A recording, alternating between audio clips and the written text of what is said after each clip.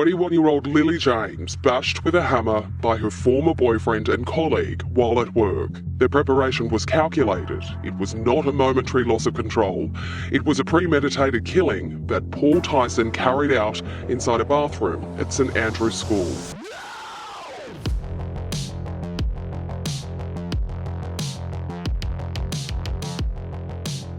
Now, before we kick off with today's true crime video, I just wanted to share something I've been trying out lately. It's an awesome app called TesterUp, who is actually sponsoring this video today.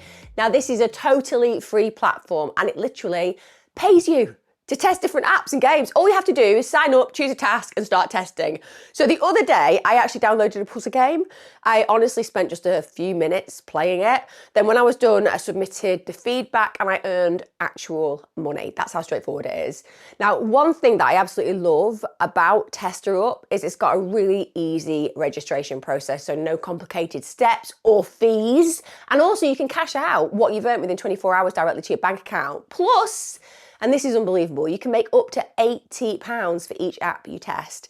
It's a pretty generous platform. And TesterUp also boasts this 4.2 out of 5 rating on Trustpilot, which is always good. I love to read reviews, and it already has over 1 million users. So it's clear that people really trust it. The tasks themselves are fun, and there are new ones popping up literally all the time. So you can jump in whenever you've got a few spare minutes. So why not give it a shot? Download TesterUp using the link I've left down in the description and pinned comments. Get started today. Test some apps. Earn some cash while you're at it. Now, if you've tried TesterUp before or if you've any questions, feel free to drop a comment below. I cannot wait to hear what you guys think. Start cashing in.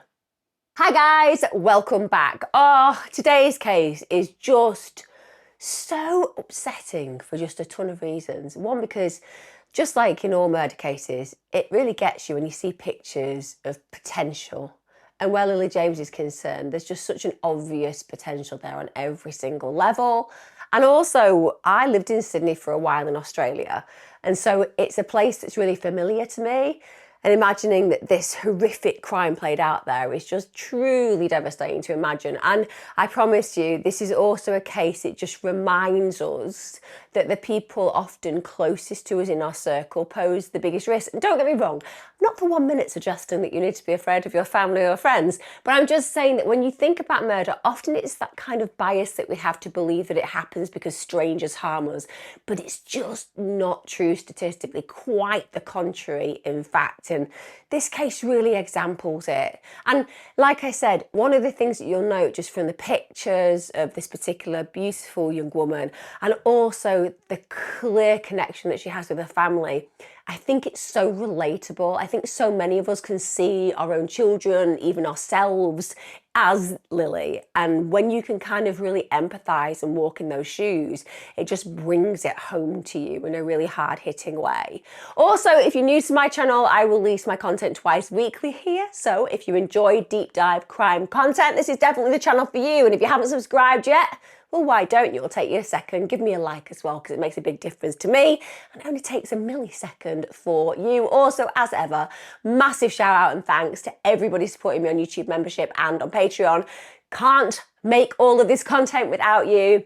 Your support is something I have endless gratitude for. Thank you so much to each and every one of you, as I've said. Let's talk about just today's absolutely devastating case. Maybe it's my age, guys. Maybe it's because I look at my boys and they're young men now. They're adult males. And the idea of not having them in really close proximity to me, not having them in my life, it's something that's almost impossible for me to imagine. And I think that anybody who's got a loving relationship with a child will feel exactly that. The idea that anything terrible could happen to them, particularly when they're at that point in their lives where everything is so full of hope and potential. It's just the absolute dichotomy of expectation, isn't it? It's the very thing that we don't expect to have to deal with. And yet this is exactly what Lilie James's family have had to come to terms with. It begins on the 25th of October 2023. This actual crime happens at a really prestigious private school in Sydney. But it doesn't matter how much money there is, doesn't matter how much privilege there is, the truth is that murderers literally hide in the shadows of every situation, of every community. And that's exactly what happens in this case. She's 21 years of age. She's got everything to live for. She's actually working as a water polo coach. And then on this particular night, she's found dead inside the gym bathroom at St Andrew's Cathedral School. And before I actually go into the gruesome details of this case, and also hopefully bring to life Lilie James, who is his life force with respect, I just want it to be noted that her injuries were so severe, it took nearly 12 hours to actually identify her body. Just imagine how the family have to deal with that reality. Let's talk about Lilie. She was born the same year as my eldest son. She was born on the 21st of May 2002. She was born in Sanssouci in New South Wales in Australia. Her mother's Peter and her father is Jamie, and she has a younger brother called Max. She's really close to her younger brother. And actually they're a really connected, close family. You know, they went on lots of holidays together, including Disney World in Florida, Miami, San Francisco to watch a baseball game at AT&T Park. They visited Alcatraz. They visited the Golden Gate Bridge. Just the very fact that you can see that this is an intrepid family who go on adventures together. And that's inspired something within Lilie, without a doubt, because her personality is effervescent, it's adventurous, it's full of potential. And apparently even as a toddler, she absolutely loved watching sports. And when she was old enough to start getting involved, her parents enrolled her in swimming classes and also competitive dance. Now, at just 4 years of age, she was taking drama and dance lessons with Alyssa Monero, who is a teacher at the Blakehurst Academy of Dance and Drama. And apparently it was really quickly evident that she was really talented, but also she had this really strong discipline within her nature. And obviously that's really required if you want to be a successful athlete. She was also, like so many young people these days, a very avid social media user. So as a teenager, her Facebook profile demonstrated just how much she loved One Direction and also the mobile game Farmville. She was frequently visiting Coffs Harbour with her family, which is just such an outdoorsy life to lead. One of the things I'm really envious about when I think about where I used to live in Australia and the different areas I lived in Australia was just, I was outside all the time. In the UK, the weather is not quite the same. So she has that kind of experience with her family, with her friends. Now, on one of the visits to Coffs Harbour, she actually coincidentally meets her future schoolmate, Hosanna Eyes. Now, the two girls essentially become really good friends when they're on holiday, and then unbelievably, they reconnect at Dane Banks School for Girls. It's a very prestigious private school in Sydney. So that kind of meeting in that moment on holiday becomes something that is a real friendship. She was somebody who just was an all-rounder as well. She excelled academically, she excelled athletically, she was really amazing. And she was an incredibly talented swimmer, she was a brilliant dancer, and apparently down the line she started to really develop a hunger and passion for water polo. Again, in the UK, we do play water polo, but not to the degree that you will in Australia because it's a lot more ingrained in their society, water polo. And with respect, whilst we think about it as quite a middle class activity in the UK, it's much more common in Australia. Now, her school was one of those schools that was rigorous in its admissions process, and also there were very high tuition fees. So essentially, that's quite a difficult place to get into and also a difficult place to sustain unless you are of a very privileged economic bracket. But they did offer scholarships for sports, and the great thing about Lilie was she was amazing at sports, so she took absolute advantage of this. The school actually had a state-of-the-art indoor aquatic centre, so she trained year-round in swimming, and eventually she started to compete. She won loads of awards.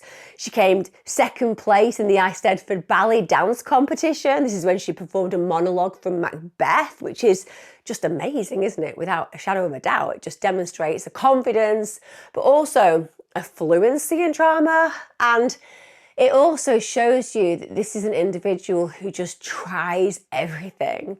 There's something really special about young people who seem to embody a grasp of living fully. And in Lilie's own words, she described her love for physical storytelling. She said, "I love creating pieces through physicality and like how it conveys a character's journey through movement rather than just speaking and relying on the dialogue and expression alone." I mean, immediately you were drawn into the academic level of this individual. She has a high intellect without a shadow of a doubt. Certainly at the ages that she was doing things like this, I was probably playing pool underage in the pub. Everybody is different. What I'm saying about Lilie is she's clearly somebody who is an absolute exceller at pretty much everything that she does. Now, Peter James, her mother, she apparently was known to just marvel at how amazing her daughter was, and also the fact that she had this seemingly never-ending energy. And apparently she would posit, where does she get it all from? And the family would always retort, chocolate and ice cream. Apparently she had a really sweet tooth and she was driven on sugar, essentially. Close friends describe Lilie as just being the nicest and kindest person you could ever meet. And of course, don't get me wrong, any victim of murder is somebody who does not deserve to die that way. But sometimes you come across characters that you think are really born to be something in this world, and that had they had that opportunity not snatched away from them, they would absolutely have changed the world for the better. Lilie James absolutely exemplifies that. Now, during her later years at Danebank, Lilie's father, James, who's clearly a devoted dad, he actually volunteered as her water polo coach. So he had no experience at all. He'd never been involved in that sport at all. But the fact that his daughter was so engaged, the fact that he wanted her to feel, I suppose, a connection with his interest in her development, and also because he likely wanted to spend time with his daughter, he took on the challenge of becoming that coach because he just saw how much she loved the game and he wanted to be a part of that. So this is kind of giving you the foundation of who Lilie is, and also who her family is and how they are connected and how they are invested in one another. Now, unsurprisingly, Lilie continues to excel in sports. She actually later became an under-17 swimming champion.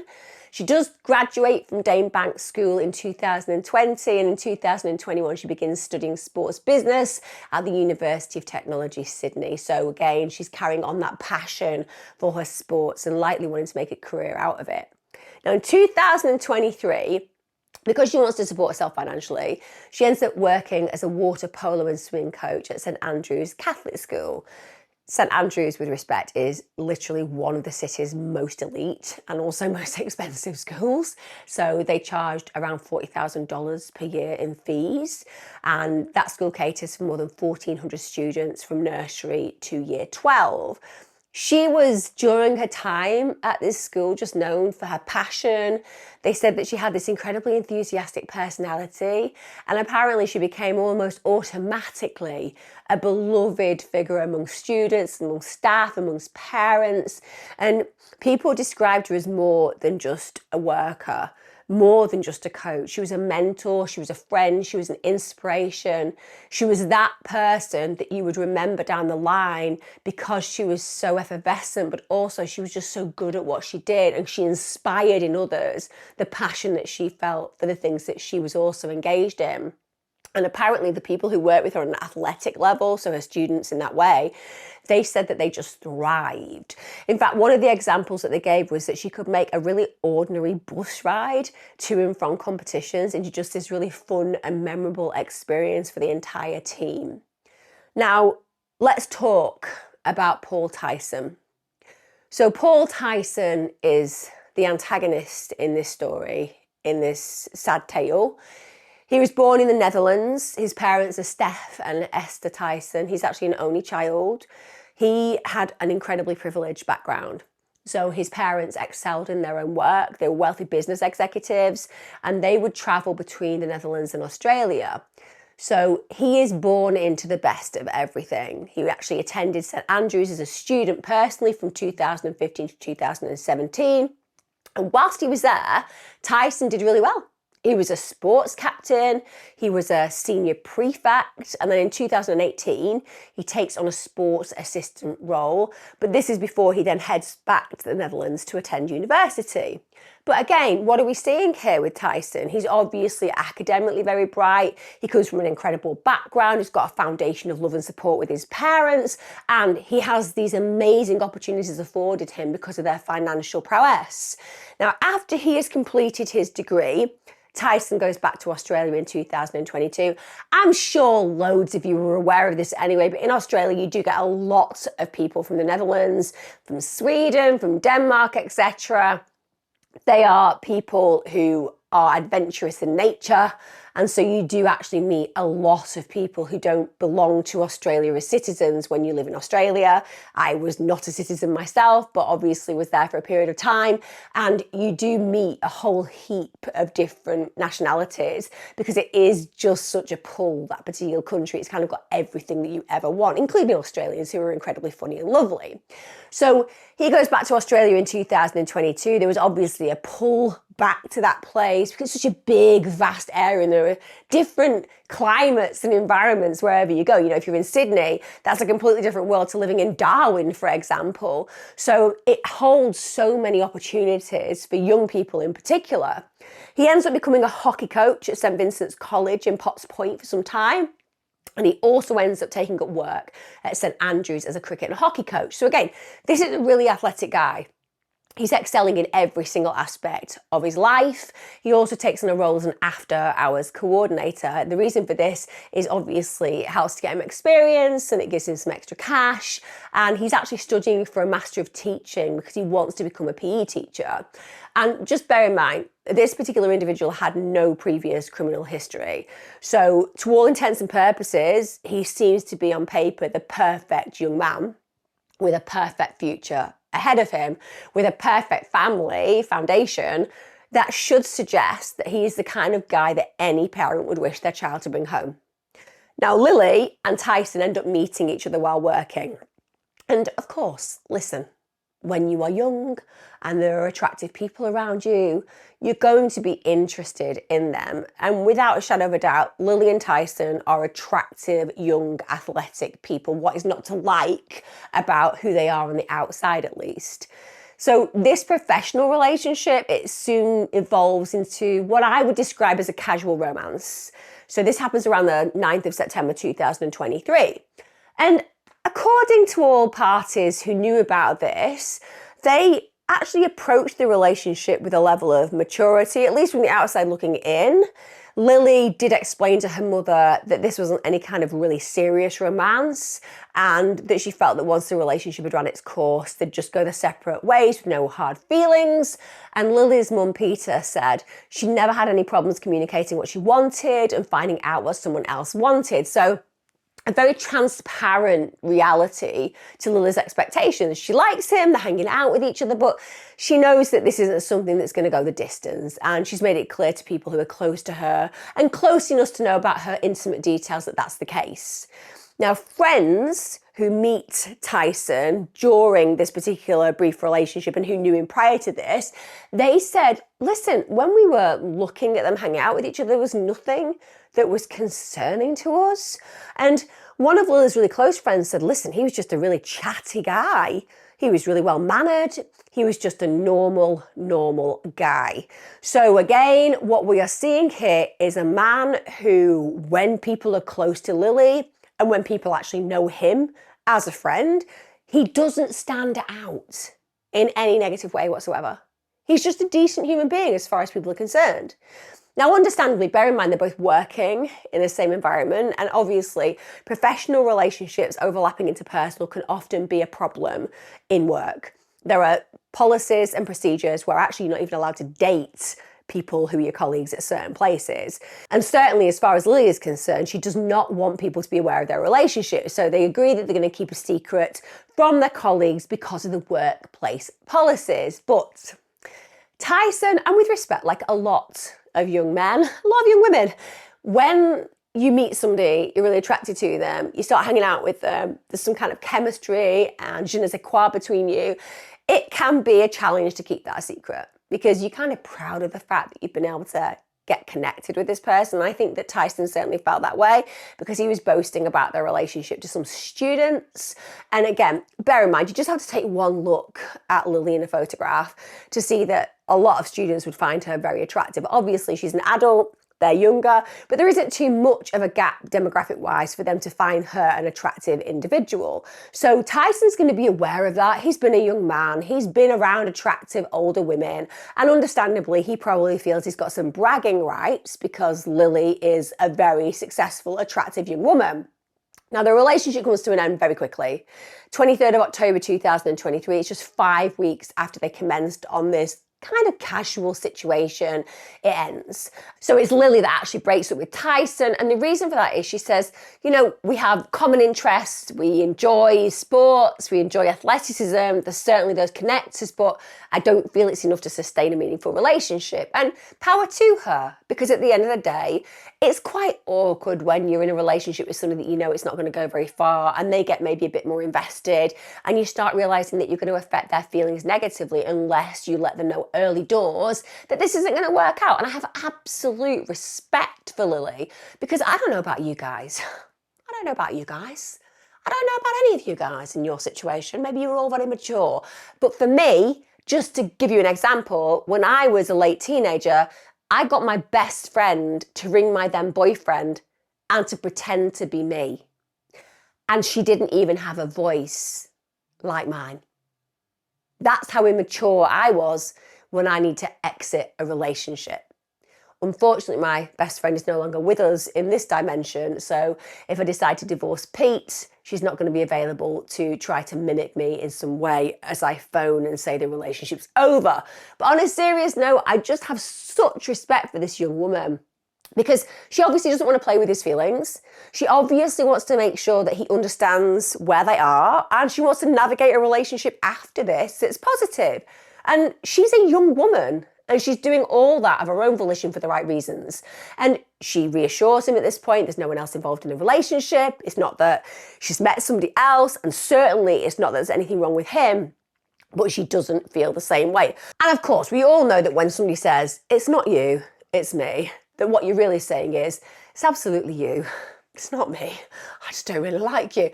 But, you know, she's trying her best to tell him that it's not going to work and to let him down lightly, and also to suggest that he's not done anything wrong, it just isn't working. But Thijssen doesn't take the breakup well. He felt really humiliated. Apparently he felt devastated by the rejection. And again, this is a real red flag, isn't it? Look, we all know that when you're young, your feelings can feel very intense very quickly. You're not quite dealing with all the other things that are going to occur 5 years down the line when you've got a home and you're working full time, you might have a child, etc. And actually you don't have time for the intensity that you do have when you're younger. But when you're younger, you really do. And you can fall fast, you can fall hard. So I get it. You can almost feel like you're absolutely intensely in love with somebody after a few weeks. It's not love, it's that lust, connection, and almost fixation, obsession that a lot of us have felt in our lives. But essentially, it's not actually a foundation of true connection. And it's painful, and you can feel embarrassed, particularly if you happen to have bragged to people that you're in this relationship. And of course, abandonment and rejection is super painful. But equally, it's something that we've seen examples of within our lives. We've all had friends who've had relationships, who've broken down in those relationships. Even when we're young people, we see it all the time. And you see that person move through the pain. So you don't not have a blueprint for how to continue. But for whatever reason, likely because of his ego, because bear in mind, if you have, shall we say, narcissistic traits, and then somebody chooses to reject you, well, that isn't in your emotional vocabulary because you think you're amazing. Your ego is so huge.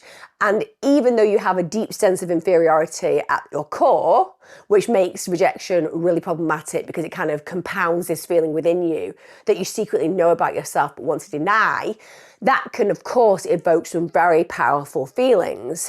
Now, what would usually happen in a typical human being is you might feel angry, you might feel rageful, you might even go around and say some really nasty things, even lies about your ex, but You get over that wave and you are able to reframe it eventually, and you might not want to be around that person or see that person because it's too painful, or you're just annoyed with them because how dare they reject you.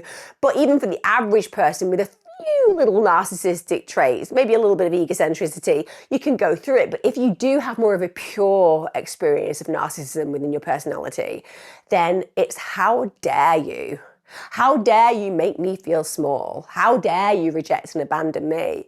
Because there's this sense of expectation and entitlement within the personality that cannot handle somebody electing to leave them. Now, Lilie obviously is not aware of just how deep this runs within Thijssen. So she's of course saying to him, listen, it's not you, it's me, I just want to move on, it's not going to work, and I want to work with you professionally. He's really struggling to accept that reality. He doesn't want that to be the case. Now, just a couple of days later, this is the 25th of October 2023, Lilie wakes up and she has no idea that this is going to be her last day on this planet. She just goes about her usual routine. She has breakfast with her beloved father. He said that she seemed really relaxed and happy that day. She was off in her own little world. Then during that particular day, she spent time with her friends, spent time with her family, and then she goes to St Andrews that evening for a coaching session. Now, bear in mind, Thijssen knows her movements. He knows exactly where she'll be, the times that she is going to be at places, because they've worked together. So he has a perfect opportunity to be able to find her in a situation where she's by herself. Now, if you are an individual who has that kind of calculation within your mindset, it's because there is a level of premeditation regarding what actions are going to play out. They get to 7 p.m. on the 25th of October 2023. Lilie, going about her business, arrives at St Andrews Cathedral School. She's returning sports equipment, and she also needs to prepare for water polo practice. Now she goes into the school's gymnasium toilet, she's going to get changed. Now simultaneously, CCTV footage captures Thijssen literally following closely behind her. Now of course she doesn't know that he's close behind her, but what's also really disturbing is that Thijssen is literally carrying a hammer he's just taken from the school's storeroom. Now bear in mind, this means he has absolutely premeditated harming Lilie. The fact that he's gone to the storeroom, the fact that he's retrieved a hammer, the fact that he knows exactly where she's going to be, and the fact that he is walking closely behind her to make sure that he can track her movements, that is terrifying in itself. Before you even think about the fact that a hammer can do just the most intense damage to anybody. Bear in mind, he has at this point been harbouring 3 days of literal festering rage. She's dared to break up with him. She's dared to abandon him, reject him. And now she's going to get paid back, because that's what this is about. This is about her getting paid back for making him feel this way. About an hour later, Thijssen's seen leaving the toilets, but Lilie isn't with him. So he goes into the toilets with the hammer, and then he comes out by himself. In fact, not long after the CCTV footage of Thijssen walking past Lilie's friend's house, this is after the attack that he has launched that nobody knows about at this point. Now, what's really strange is that around 8:30 p.m, Lilie's father receives a text, and that text says, "Don't ask why or call please, come to the school now and pick me up." Now he says, "Are you okay?" Now if you're a father, that's going to terrify you. You're going to be thinking to yourself, my God, what's happened to her? Now he replies, "Are you okay?" And he receives the message, "Come to school, trouble." He asks again, "Are you okay?" Because that's what parents do. Even though you know you're going to go straight away and get help for your child if they need it, or help your child if they need it, you want that confirmation. Are you okay? The reply is yes, yes. Now what's really horrific is they believe that Thijssen was the person who sent those texts. And they believe at this point that Lilie was already dead. What does that tell you about what Thijssen wants to do? It's not enough to destroy this beautiful young woman full of potential. For what crime? Rejecting him. He wants her father to suffer. He wants him to get to that school. He wants him to find her. What kind of a fractured individual are you that you would want to cause that trauma when you've already destroyed such an enormous part of their life, albeit they don't know it at this moment in time? The fact that he would have calculatingly made those text messages, knowing that, of course, like any good parent, he's going to rush to that scene. The malevolence, the calculation, the planning, it's disturbing beyond belief. And like I said, when you think about narcissistic traits, we're seeing more and more of them playing out in this crime. Now, Jamie, of course, rushes to the school. He's got that parental instinct, my child needs me.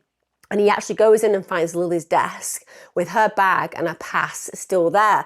He even enters the door near the gym, but he doesn't actually go inside. Thank God he doesn't.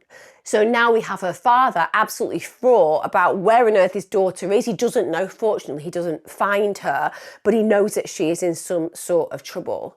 I often think that it's divine providence, some kind of universal reaction when a parent is so close to discovering their child's body and they are just, thank God, excuse that reality because they don't look in a specific place. That's something that I think is so powerfully important in this moment. The idea of him coming across her body is just too terrible to imagine. As a parent, as an individual with any compassion in our souls, we can understand just the gravity of that kind of impact.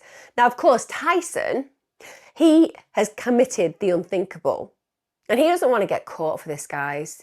This isn't about him wanting to face any kind of retribution for the horror that he's imposed on this innocent girl and her family. And also his own family. Let's just be real about this. This is his own family as well. He's been given everything. He's had a life of privilege. He's been loved, given amazing opportunities for his education. He's excelled in his athleticism. He's a guy that people like. And he's paid the world back by killing this beautiful girl. He drives to Diamond Bay Reserve at about 8:47 p.m. Then he disposes of some items in a bin. At 9:49 p.m, he then leaves that location. Now, nearly 2 hours later, so this is after he's been sat in his car contemplating what he's going to do next, he makes an anonymous phone call to the police, and at this point he says, you're going to find a body at St Andrews, you need to investigate it. Now, the police trace the call to the location known as the Gap in Vaucluse, New South Wales. They then dispatch to go and see whether this person's telling the truth. So shortly before midnight on the 21st of October 2023, police arrive at St Andrews and indeed they find a body in the school's gym toilet. Responding officers literally described the body as a woman in her early 20s, but they couldn't tell anything else because it was absolutely evident just from looking at her that she had been murdered and that she'd sustained the most unbelievable serious head injuries. She was literally unrecognisable upon discovery. And that means that she was unrecognisable to her family from that point onwards. Just conceive of that happening. You don't just lose your child. You don't just lose your sister. You don't just lose your friend. You lose the opportunity to ever be able to say goodbye to them, to be able to look in their face, to be able to stroke their hair, to be able to say you love them, all those things that we should be afforded the opportunity to do so should we choose when they've passed on. But because she had been struck literally over 10 times to her head with that hammer, she was just totally unrecognisable in every way. And she wasn't actually formally identified until 10:35 to 10:40 a.m. on the 26th of October because of that. Now, the police at this point, they decide that they need to find Thijssen. They didn't actually suspect him at the very beginning of this.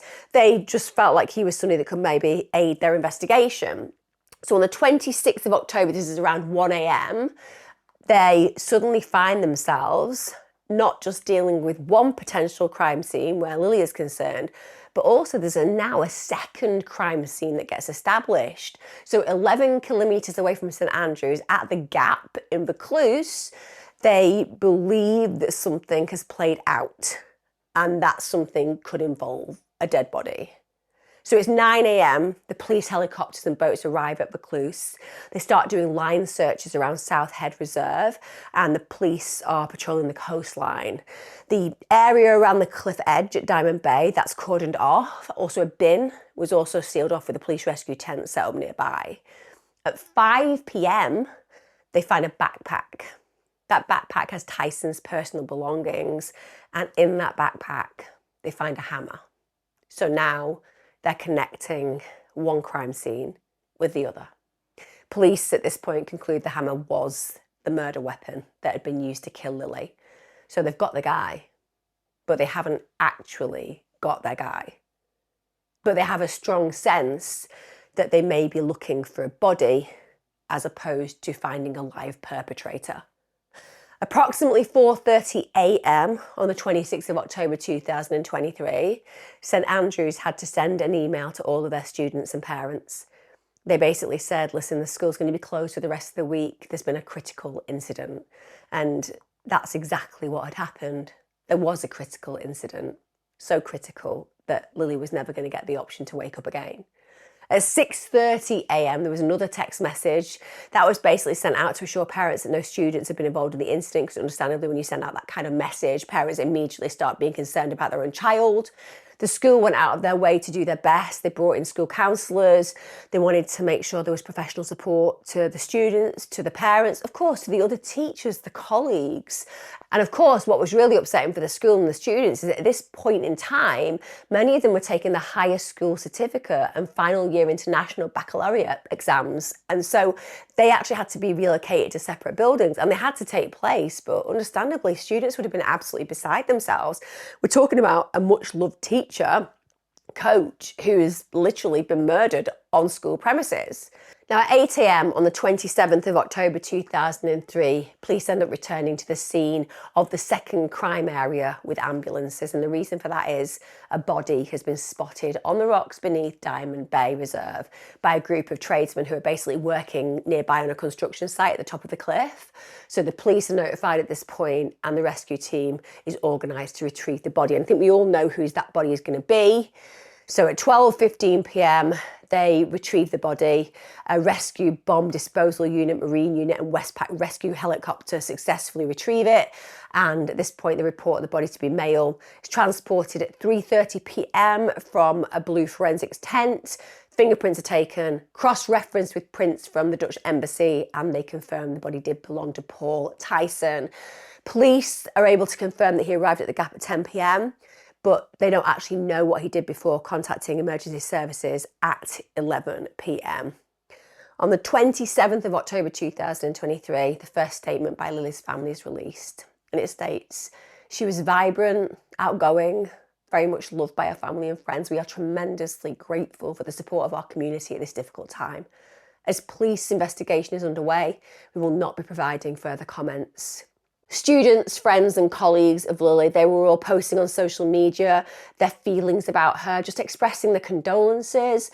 A video stood on St Andrews' website showing Lilie just performing her monologue of Macbeth, just playing it so that everyone could see the beauty and the potential of this gorgeous young woman whose life had been cut so short. Also, there were flowers that were just put in this makeshift memorial in front of the school, and also people put them outside of Lilie's house as a tribute to her passing. The whole community was utterly grief-stricken, but also blindsided. This is not just one life snuffed out. This is two young lives snuffed out. This is so ludicrous. When you actually take a step back and you think about what I'm telling you about these individuals at the very beginning of their lives, a victim and a perpetrator, whose lives ended. Why? Why? Because this girl, this young woman dared to say she didn't want to be in a relationship with him, and that's why she was essentially executed, and that's why he chose to kill himself. It is just breathtakingly devastating to think about how these feelings, if you just allow yourself to process them, move through them, yes, they're painful, but they shift and change. And instead, because Thijssen was so unable to accept that rejection, it felt more palatable to him to take a hammer, to beat her around the head so she was unrecognizable, and then to kill himself in this way. That felt like the better option. It's incalculable to even begin to imagine how somebody comes to that conclusion. And this is all I do. I talk about crime all the time, and you guys listen to this stuff and are educated in this area. But the truth is, for all of us, doesn't just that seem so unbelievably bizarre that you can actually make that choice above just moving on? But that's exactly what Thijssen did. Because of this horrific crime and this loss, the school also puts a statement out. So Dr. Julie McGonigal, she was the head teacher at St Andrews. She sent a letter out to all the parents and just said that the police had basically assured her that the killing was unforeseeable, and also vowed to not let the horrors of evil define the school community. That's really important, isn't it? Because on one level, it might seem like she's trying to shift responsibility and accountability, but what she's really trying to do is say, look, this was not something we could have had any power over. I mean, they couldn't have. They didn't even openly say there was a relationship. There hadn't been any kind of real prelude to this violent attack. So there was nothing they could have done on an intervention level to have actually prevented it, unless somebody had actually been around at that point and could have intervened. The head teacher went on to say, based on a New South Wales police extensive investigation, he's assured us that this was a completely unforeseeable event. There are no words for what has occurred. It's like entering a foreign land which possesses no words. They went on to say Lilie's engagement across the student body was wide-ranging. And as you will all know from your children, she was adored by all. In all of my dealings with Lilie, she was full of vitality, energy, enthusiasm, and a natural fit for our community. They went on to say, the school supports the James family. We will all stand with them in their pain. The horrors of evil do not and will not define us. We will have to all strongly commit to that truth every day, and sometimes every moment of the day, to make it a reality. I know we can. Dr. McGonigal also released a note from some of Lilie's closest colleagues, and that said, Lilie's bright, bubbly personality will be dearly missed. She was a vibrant, smart, compassionate young lady who impacted the lives of many at our school, and we are all utterly heartbroken by this news. What they actually did at this point of trying to manage the fallout was make the gymnasium completely out of bounds, because understandably that's where this crime played out. And one of the school libraries was actually transformed into a drop-in counselling centre. The toilet block of the gymnasium was actually planned to be demolished on the 3rd of November 2023. I mean, I have to say, I've actually worked when I was running a mental health service for a very large college at a campus where we lost one of our boys. He was murdered by another student in just a senseless attack with a screwdriver. And I can remember going in to do the grief work, so basically to make sure that there was a place and space for tutors and students to come quietly and have some space with me and just to talk about these issues. And to be fair, that was placed there as an opportunity, and I very much respect the fact that that space was allowed.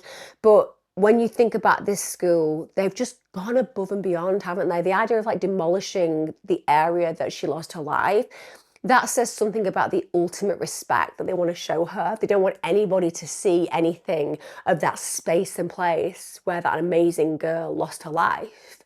There was also a vigil held on the 28th of October 2023. This was held in Sans Souci, where she was actually raised. And there were lots of the community there. There were lots of her friends there. Her family attended. So this is really impacting the community at large, and rightfully so. We all know that one day we're going to take our last breath. It's just an inevitable part of life. It's actually what gives life meaning in so many ways, isn't it? That it's finite. But we all kind of envisage our life ending when we're old and wrinkled and grey and surrounded by people who love us, and our time is ready. And we all hope that we'll have a church or a crematorium or some kind of humanist service in a forest full of people who love us, but also who are ready to say goodbye because it's timely. Here we're talking about a community who've been ripped apart. They're saying goodbye to this girl. She is still a girl, right at the beginning of her life. And it shakes everybody. On the 30th of October 2023, also St Andrews had a really special assembly for both students and staff, so they're not letting her disappear into the ether. They're creating this legacy. They're reminding everyone of this woman's worth. Now, of course, when it comes down to the investigation, because bear in mind, at this moment in time, they've got Lilie. They know that she's had the most horrific attack. They know that she's lost her life. They also know that Thijssen has died. That goes without saying. He's been found, his body's been confirmed, but they still have to piece together what's happened. And one of the most crucial pieces of evidence came from CCTV footage, because it captures Thijssen's movements after the murder. Now, The investigators, on reflection, when looking at all this, they described his actions as a calculated series. So he basically was able to be tracked through cameras, walking calmly, actually, through the streets of Sydney. This is after he's absolutely devastated this girl that he was apparently wanting a relationship with. Isn't it just such a juxtaposition that this girl that he was bragging about being with, he's now disfigured and killed? And instead of showing some kind of conscience, some kind of regret, some kind of remorse, he's just wandering calmly, thinking about what he's going to do next. Then he stops, he disposes of items in a bin. And actually, they said the location was anything but random. And the reason for that is that bin, it was located directly opposite the home of Christina Avas. That's one of Lilie's closest friends. So like I said, he's texted her father. He said, come and help me, pretending to be her, trying to get him to be traumatized by what he finds. And now he's gone literally to a place and space where her close friend is to dispose items. And why has he done that? Well, he's done that because he's blaming these people. He's not thinking to himself, maybe Lilie of her own volition thought I wasn't the guy for her. Maybe Lilie realized that me and her weren't going to go the distance and she decided of her own volition to end this relationship. No. He's got this egocentricity, bear that in mind. Who would finish his relationship? Who would leave him? At the end of the day, he's an absolutely amazing man. That's what his mind is telling him, in spite of that deep inferiority at his core. So of course, he's thinking to himself, it's Christina. She's convinced her to end this relationship with me. Or her parents, they've convinced her to end this relationship with me. He can't see that maybe he's the issue. He can't compute that the kind of human being who can beat this girl that apparently he likes around the head till she's unrecognizable, maybe it's him who's the problem. No, he can't do that. So he deflects and he projects and he blames, and then he tries to harm those closest to her. That is just so inconceivably evil. And yet when you break it down like that, you can see how this predator is operating. The world is against him and the world will pay. It's as simple as that. So Christina's home security actually manages to capture this. And she said, I had detectives in the house looking over camera footage. I knew straight away it was Thijssen.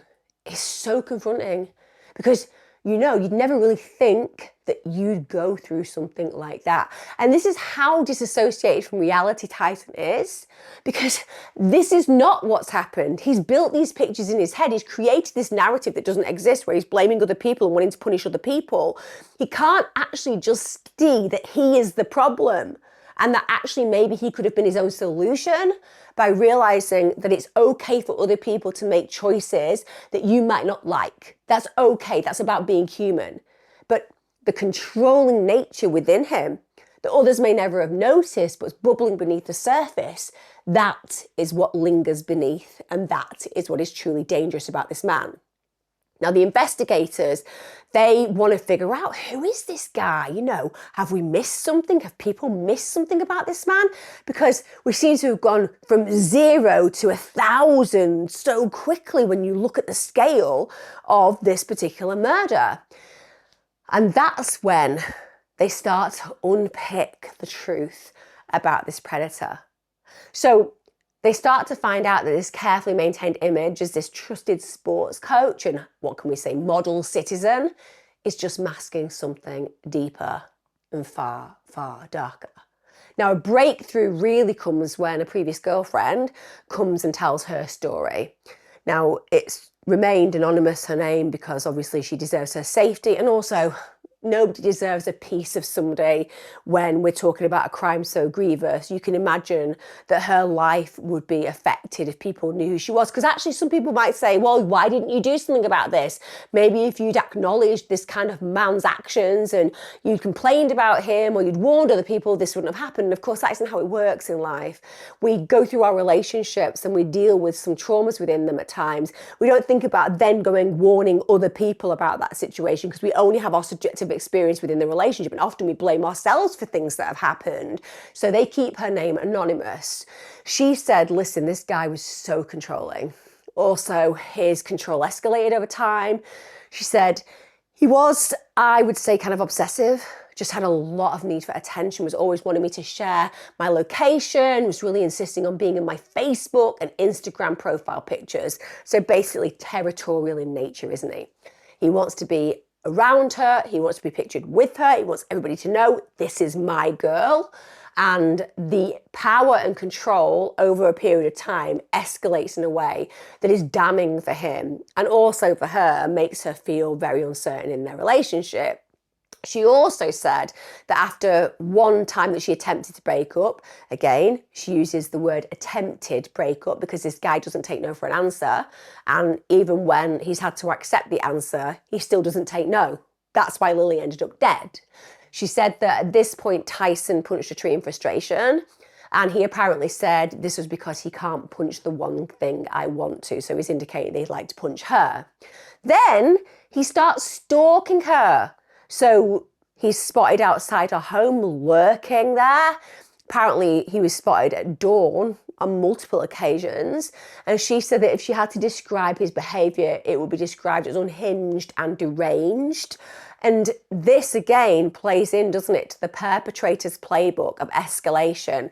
Bear in mind, he's had relationships where he's upped the ante on control and eventually it's still ended. So as opposed to thinking to yourself in that situation, well, maybe it's the power and control I'm exerting over these individuals that's the problem. Maybe I need to work through these kind of behaviors because it's problematic for other people and actually it leads to me losing anyway. That's not how predators operate, particularly where domestic violence is concerned. They think to themselves, well, I just need to control that person even more when I meet the new person. I just need to have more power over that individual. That's how their brain works. It's fractured, it's broken, eventually it's highly abusive, but they just cannot take responsibility. They can't see themselves through a perfect reflection. They see themselves through this broken mirror where everybody else is to blame. And if they just work harder at controlling that person, maybe they'll get the outcome that they want. And of course, they never do. Now, in the immediate wake of Lilie's death, another thing that happens is that lots of students say they really didn't like Thijssen. One of the students said, listen, he had a really wandering eye. And the sports team girls said that they didn't like the way that he looked at them. In fact, one girl said he was a creep who was really flirtatious with the girls. I'm absolutely shocked by the circumstances, but there's no doubt he was a creep. Now, I will note, other students said that wasn't true. So other people had a different perspective. One former student said, Paul Thijssen was caring, enthusiastic. He was a coach with a humorous and friendly character. I was a student at St Andrews and would describe myself as being close to Paul. He was my hockey coach and as much of a friend as a teacher could be. So a very different angle. But with respect, I would imagine that the person who said that was a guy. I can't testify that's the reality. I'm just picking quotes from the research that I found, but I have to say that that sounds like somebody who genuinely was more likely to be male and is saying, he was a bit of a mate as much as he could be as a teacher. Well, if you're a girl and there is a coach who maybe has a bit of a wandering eye, you're going to feel that gaze more. It's as simple as that. Boys, particularly boys who are around a coach who's heterosexual, they're not going to feel that gaze. They're probably going to enjoy the laddish behaviour. But if that coach has got a wandering eye and you're female and he's heterosexual, then you are going to know what that gaze feels like. Another student said, Paul was always professional. It was evident how much he cared for the school and its students. Nothing can make sense of the horror that occurred on Wednesday evening, and by no means am I trying to validate his actions. What he did was disgusting and unforgivable, and my heart goes out to the James' family. So obviously, students with a very different perspective about him. I have to say, like I said, that bias is what we always feel based on our experience. So if you speak to anybody who knows somebody who kills somebody and they haven't necessarily noted behaviours prior to that have been deeply concerning, often it will be almost impossible to compute. So they buy into their experience with them as opposed to their actions that define them. But the truth is the actions define Thijssen. He clearly wasn't a nice guy. He clearly wasn't somebody who had positive inclination, because at core, he's this depraved, deviant, aggressive, hostile perpetrator at the highest level. Now, Tim Watson Munro, who's a criminal psychologist, in fact, quite a leading criminal psychologist, an expert witness in multiple high-profile criminal cases in Australia, he said that Lilie's murder was a typical fragile ego murder. So basically, men who've got this fragile ego just become utterly enraged by rejection and by the end of the relationship. So they just cannot take it at all. So he believed that Thijssen snapped because Lilie had only been with him 5 weeks and he wanted more. He'd just been boasting about the relationship, so he felt humiliated and felt his students would see that humiliation because she'd abandoned him. So at this point, because he couldn't handle that, he pre-planned her murder. He armed himself with that hammer, and then he arranged to meet for a final showdown. I'm not saying that he arranged to meet her as in that she was aware of it, but just that he arranged in his mind to meet for this final showdown. This criminal psychologist went on to say he knew exactly what he was doing. These kind of guys are bad. They're not mad. So he's saying this doesn't appear to have been a spontaneous act of violence. He said there's clear intention. If you take a weapon to a meeting, you may use it. That's the ultimate control and humiliation of her and her family. This guy just sounds like a complete psychopath to me. I think we can all agree that Watson Munro, the criminal psychologist, is completely on point, without a shadow of a doubt. He also went on to say that he believes the delay between alerting the police and Thijssen's own death was another way that he was taunting authority. He said, it's this sort of catch me if you can narcissism. He wants to have the final say on this, even beyond the grave in many ways, and leaving clues. It's not that uncommon. He said, I've looked at a number of these cases. He also disturbingly went on to say, women are being killed by their former partners at an ever-increasing rate. 56 women allegedly murdered by men around Australia by November 2023. He said it used to be around 1 a week, but we're already far past that, and it's only just November. He said generally the most dangerous time for women in terms of potential homicide is when they decide to leave, but prior to that, there's been this kind of behaviour occurring in escalating degrees of intensity. I've talked about that many times on this channel, but I always like to bring in a confirmation from other individuals in this field, and certainly I align myself with what that criminal psychologist is saying. I've gone a little bit more into detail about my ideas regarding the narcissism in this case and the egocentricity in this case, but certainly I think we can all agree that when you think about a psychopath, certainly the way Thijssen has acted absolutely demonstrates that. We would imagine him to score very high on the psychopathy scale. Now, understandably, people were so moved by Lilie's death that there was a GoFundMe created by one of her close friends, because obviously the family are never going to measure her worth in money, but there are a lot of costs when somebody dies. And also, I don't know about you guys, but I often think, because I'm a mother, and I'm a mother of young child and also of older boys, young men, I should say, I just think that there is one part of my life that is the biggest Achilles heel. And don't get me wrong, I've worked through trauma. I have been through really traumatic experiences in my life. I'm grateful for the suffering I've endured because I think it teaches you a great deal. But I've always said, in spite of that philosophy, in spite of that attitude, that Achilles heel for me is my children. I don't know how I would breathe if I lost one of them. And some of you get in touch with me and you tell me your experiences of loss. Some of you have told me about your experiences of losing to murder. I've worked with parents, rarely, but I have worked with parents and sisters and brothers of individuals who've been murdered. And I always have this profound experience of just thinking to myself, whilst listening and whilst talking with them, how are you even here? Because I feel crippled by the idea of loss of one of my babies, let alone actually enduring it.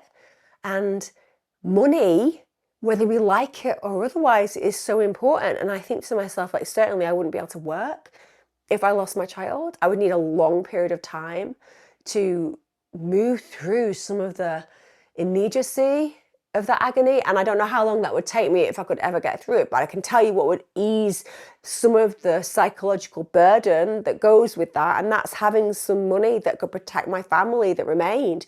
And so when we think about GoFundMes, and some people have got really negative beliefs about them, you know, how can we equate a financial worth to an individual who's been murdered? But actually that's not what it's about. It's about cradling to some degree some of that burden for the family. On the 17th of November 2023, this beautiful young woman's funeral was held at her former school. And again, what does that tell you about the impact of her loss? That the community, the education authority, the individuals involved in schooling her were absolutely devoted to this young girl. Thijssen's family, and this is an interesting one, guys, they didn't have his body returned to the Netherlands for his burial. In fact, they had his body cremated and scattered his ashes along the beach in Sydney. Now, I suppose on one level we could say, well, it's very expensive repatriating a body, and if that person has murdered somebody, I doubt very much people will be coming through with paying for that. And therefore you can understand that the family think it's going to be more cost effective to scatter him along the beaches in Sydney. I suppose one could argue maybe he loved the beaches in Sydney, so for the family they felt there was no point bringing him home because his heart lay there. And I suppose the cynic in me is that maybe the family didn't want anything to do with the revelation of who he truly was. So to bring him home would have confronted them psychologically. And so to let him go and to hold the memory of who he had been, not who he had become, that was the way that they endured the coming to terms with the reality of his actions.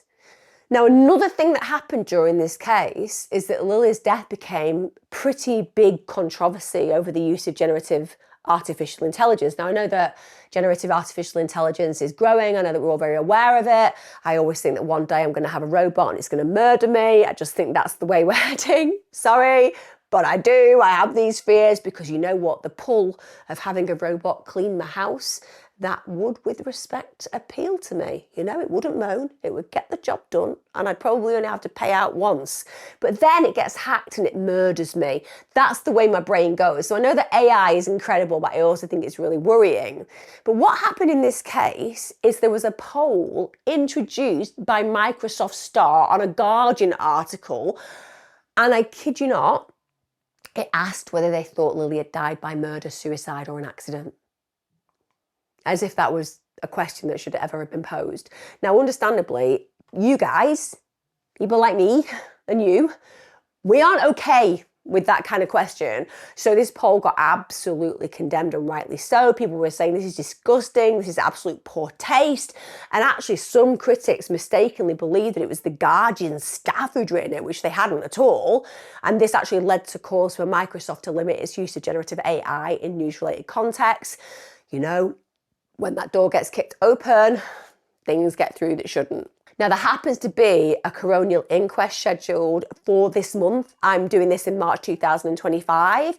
So basically, this is the primary legal forum for examining the circumstances of Lilie's death, because clearly there's not going to be a court case. Both parties are dead. So this will be playing out in the next few weeks. I will add something of a description when I find out how that plays out. Now, while Thijssen's suicide clearly means there'd never be a criminal trial, what the inquest is going to aim to do is to answer those critical questions about how this tragedy could have been prevented. And of course, it's doubtful that it could have been, but it's really important to explore those reasons anyway. They also will explore if there are any systemic changes that might be needed to protect others in the future. Now, for Lilie's parents, Peter and Lilie James, this inquest, I suppose, represents an opportunity for answers, but also it's going to be a real trigger. It's going to be a real reminder of their loss.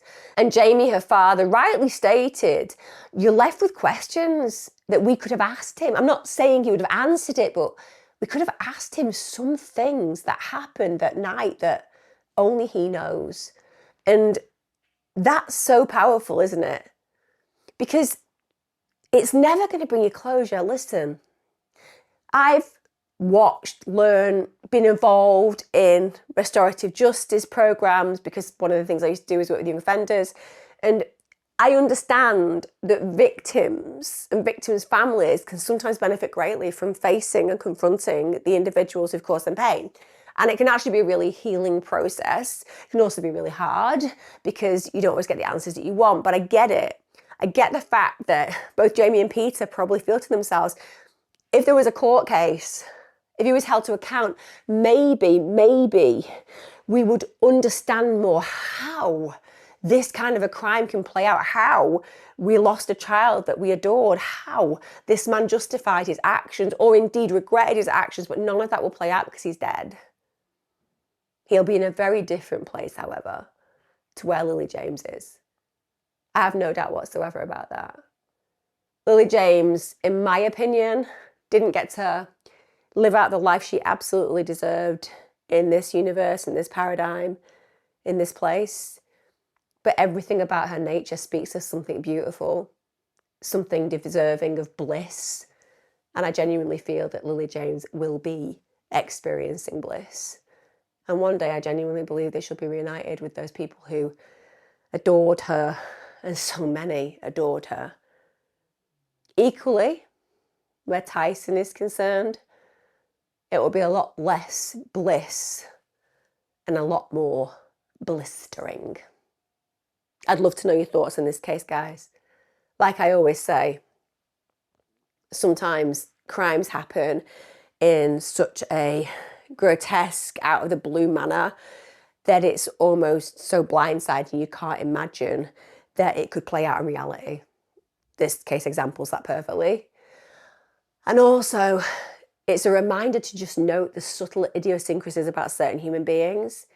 There's little red flags that you probably know are there, but you just don't want to actually acknowledge because you want to think the best of them. Don't.